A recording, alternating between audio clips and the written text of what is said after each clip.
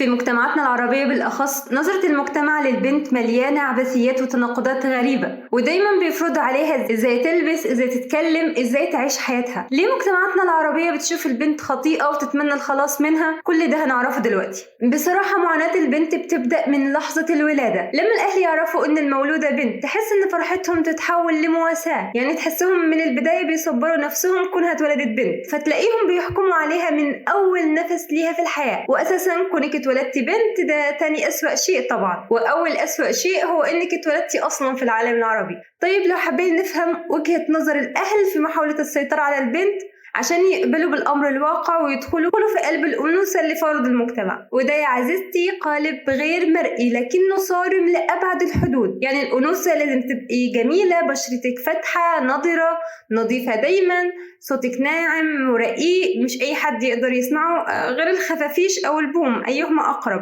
بس المهم تكوني بتتكلمي برقة وسهوكة مصطنعة كده تخلي الواحد عايز يديها قلمين عشان تتعدل. بصي عشان ما اطولش في الشرح، البنت الأنثى لازم تفعل دايما مود الصوت الشتوي وتسمع ياسمين عز. طيب لو فكرت تخرج بره القالب ده وتكون نفسها، هتتعرض لجميع أنواع التنمر من الأهل والمجتمع والصديقات في المدرسة. ولو كنت شايف إن كل الضغوط دي على البنت عادية، فعلى العكس تماما الولد بيتربى إنه مسموح له يجرب، يغلط، يتأخر بره البيت، يخرج مع أصحابه، بينما البنت يتقال لها لأ وعيب وممنوع. والكارثة الأكبر إن الممنوعات دي مش بتتبني على منطق، لكنها بتتبني على فكرة إحنا بنحافظ عليكي أو كده الصحة عشان الناس ما تتكلمش. يعني مثلا لو البنت من النوع اللي بتغلط كتير أو المتمردة بطبعها ممكن أتفهم التحكم ده، لكن الطريقة دي من السيطرة بتكون على كل البنات بغض النظر عن عقليتهم. وفي موضوع هتكلم فيه جانبي وهو جرائم الشرف، أنا مش هستفيض فيه، لكن فكرة الموضوع نفسها مرعبة،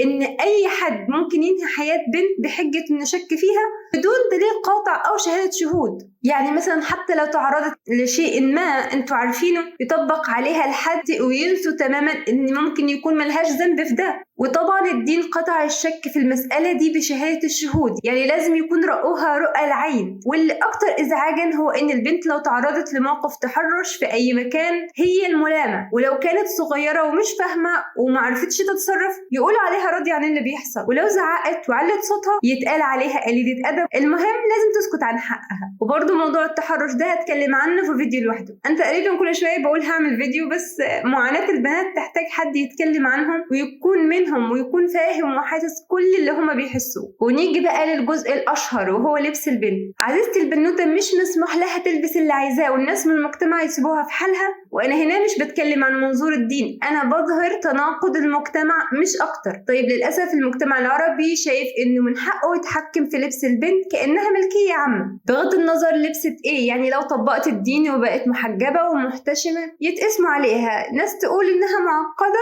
وفئة تانية تقول لأ ده قليل النقاب أفضل، وهكذا. ولو لبست عصر وشيك يتقال إنها مش محترمة وما عندهاش أهل يربوها وإزاي سايبينها كده. تحس الناس كلهم تحولوا لشيوخ وقاعدين ينصحوها، وصدقيني لو دورتي وراهم هتكتشفي إن نصهم مش بيصلي أساسا قدام بنت بتلبس بطريقة تخالف رأيهم.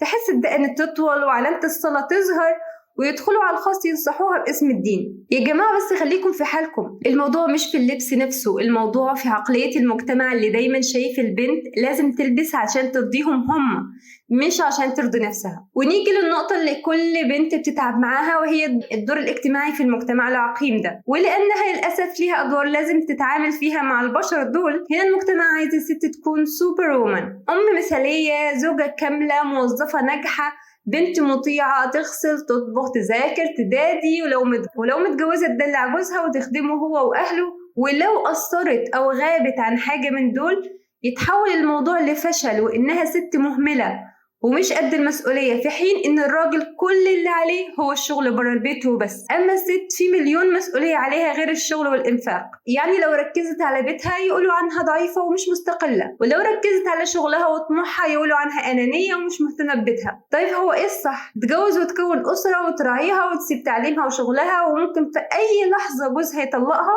ساعتها هتلاقي نفسها حرفيا خسرت كل حاجة، ولا تتحمل إهانة وذل بحجة إنها بتحافظ على بيتها. هنا أنا رأيي إن كل إنسانة ليها الحق تختار دورها بنفسها، لكن المجتمع مش عايز يعترف بده، لأنه أسهل له يحط البنت في قوالب بدل ما إنه يديها حريتها تكون نفسها.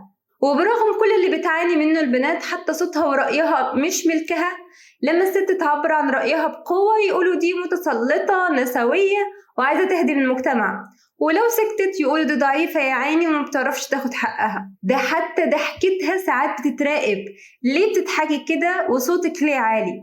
البنت طول الوقت تحت الميكروسكوب وكأنها لازم تمثل دور مثالي طول حياتها، لكن الحقيقة إن كل إنسان سواء ولد أو بنت من حقه يغلط، يصرخ، يضحك، يتكلم، يختار من غير ما يتحاكم كل دقيقة.